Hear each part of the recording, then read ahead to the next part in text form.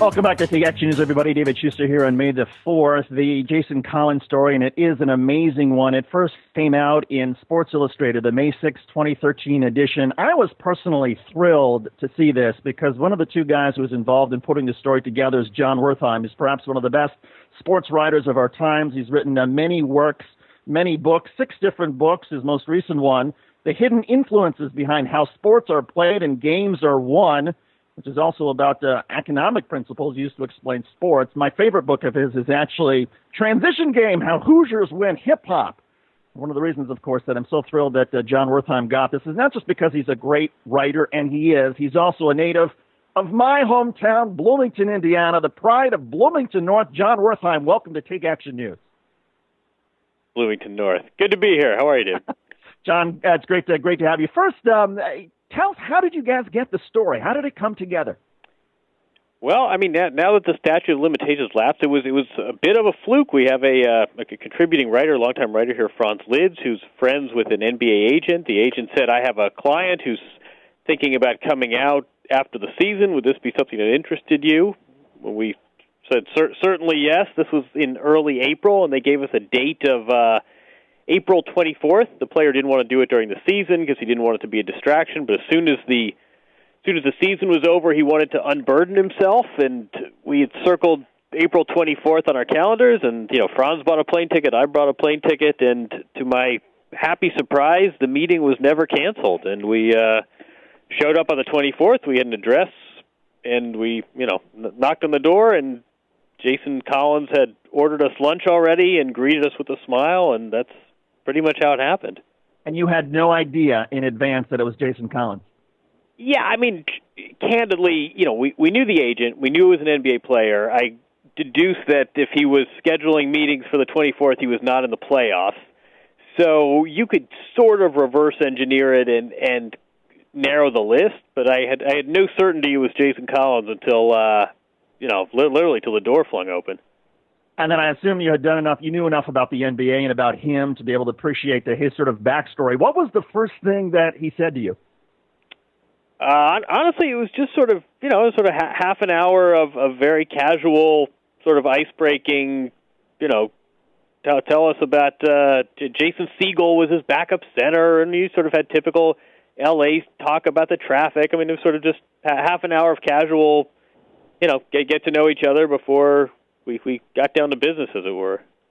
In your own mind, as a journalist, and I know that you've interviewed a lot of high-profile figures in sports and elsewhere, but in your own mind, were you appreciative of that at the moment, what a watershed moment this was? It's funny you say that. I mean, I guess yes and no. I anticipated this would make significant news, and on the other hand, there was, there's zero precedent for this, and this was, Jason Collins has certainly been around. He's a veteran. He'd been in the finals. He'd been a starter. But we're not talking about Kobe or Shaq.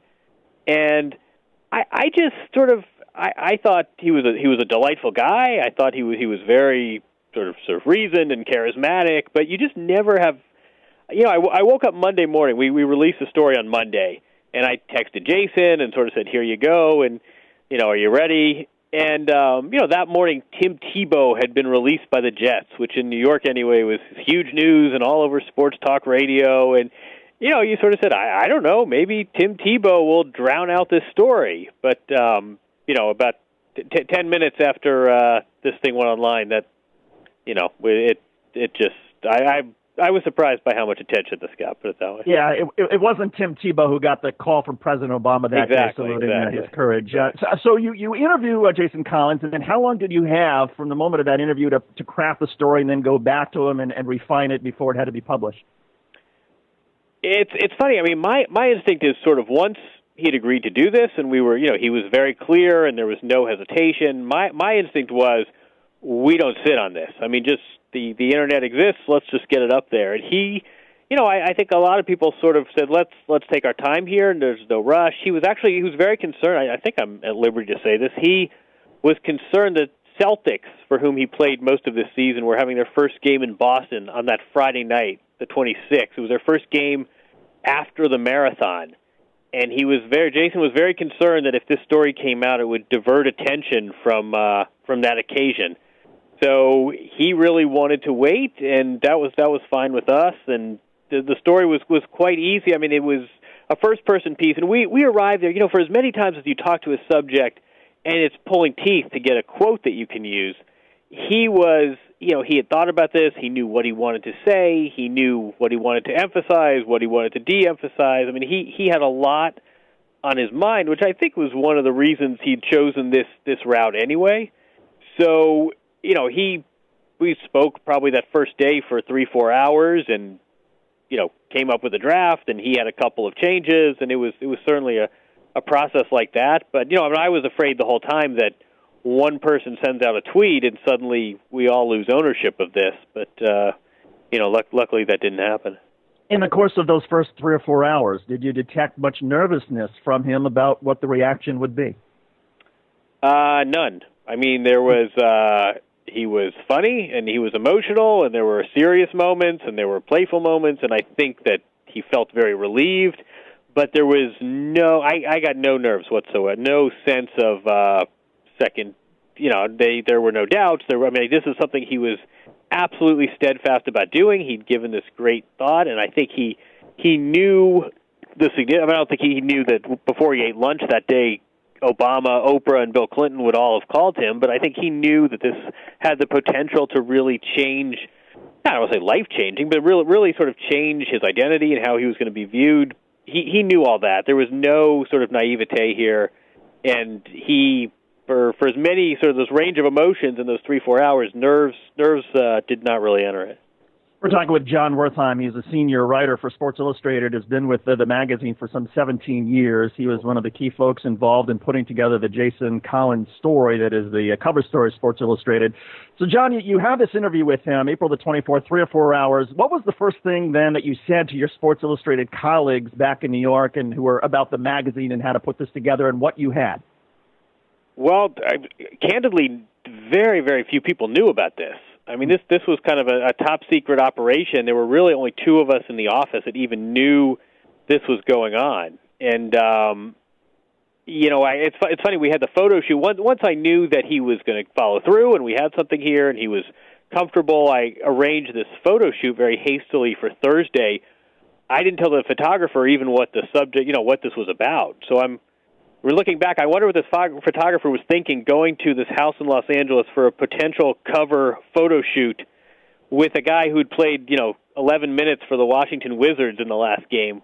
But no, this was really sort of because of the nature of this and how fearful, some of this was sort of media stuff, but also out of respect to Jason. I mean, we were all very, very wary of any sort of leak. So it was a very small circle until the day before we pushed the button on this. One of the things that comes through, and you alluded to that a couple minutes ago, and that is his focus on the team and not wanting to take attention away from the Celtics and not wanting to detract. And he mentioned that in a couple of his interviews. Is that perhaps the thread that ties him together that people don't realize about particularly team sports and athletes in team sports, just how much that sense of teamwork and being motivated by the team keeps them focused just on that? Yeah, I think that's a really good point that I haven't heard sort of addressed. And I think that's a really keen observation. That, and I think it goes both ways. That his calling card. I mean, his stock and trade is that he's this team guy. He doesn't take a lot of shots, and he does the dirty work. And I'd written that he has a game ball in his house that's prominently displayed. And I looked at his line score from that game when he got the game ball, and he had 1 point and took 0 shots, but he had blocks and rebounds, and his plus-minus was something like 26. And I think that actually had a huge role in he did not want to be a disruption in any way. And I think the flip side of that is there's this real sacred sense. I think Jason has this sort of real sacrosanct sense of the locker room, and I think the flip side of that is he expects that as long as he's a good teammate, people aren't going to care about his sexuality. Jon Wertheim, how does this change the NBA? I mean, Phil Jackson prominently said not too long ago that he didn't know of any gay players in the league. Well, now he knows of at least one. What does this do to the league, and how do you think it changes the game, if at all?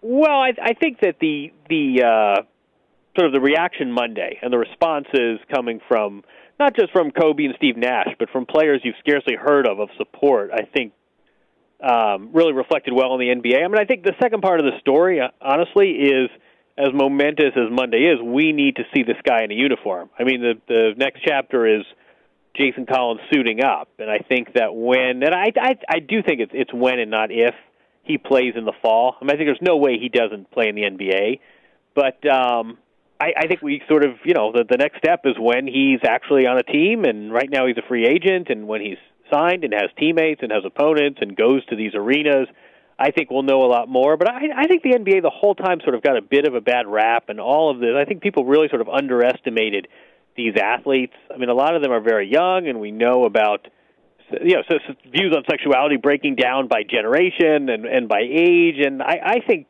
I got zero sense of any sort of trepidation from other players. Jon, before I let you go, and again, congratulations on just a terrific story and just an amazing, well-told story and a great interview, obviously. Have you gotten any calls from, I don't know, agents for some NFL football players who want to be next? There is certainly chatter out there, and I think that, even before this whole issue of an active athlete coming out was definitely in the ether anyway. And I do think there are other athletes that have been considering this, and I got to think that if they saw the response Monday and the sort of overwhelming support, not just calls from the president and appearances on Oprah, from normal people on social media, I got to think if you had been struggling with this or you'd been weighing making this decision and saw how Jason Collins saw the response last Monday, it certainly might encourage you to follow through. Jon Wertheim, he is a noted author, senior writer for Sports Illustrated, graduate of Yale and Penn Law School, and also Bloomington High School North, the pride of Bloomington, Indiana, fellow Hoosier. Jon, thanks so much for doing this. I really appreciate it. And again, congratulations. No, you're the pride of Bloomington, but no thanks. Anytime. We'll argue over that. Jon Wertheim, thanks again. Take Action News on WEAC Radio continues after this.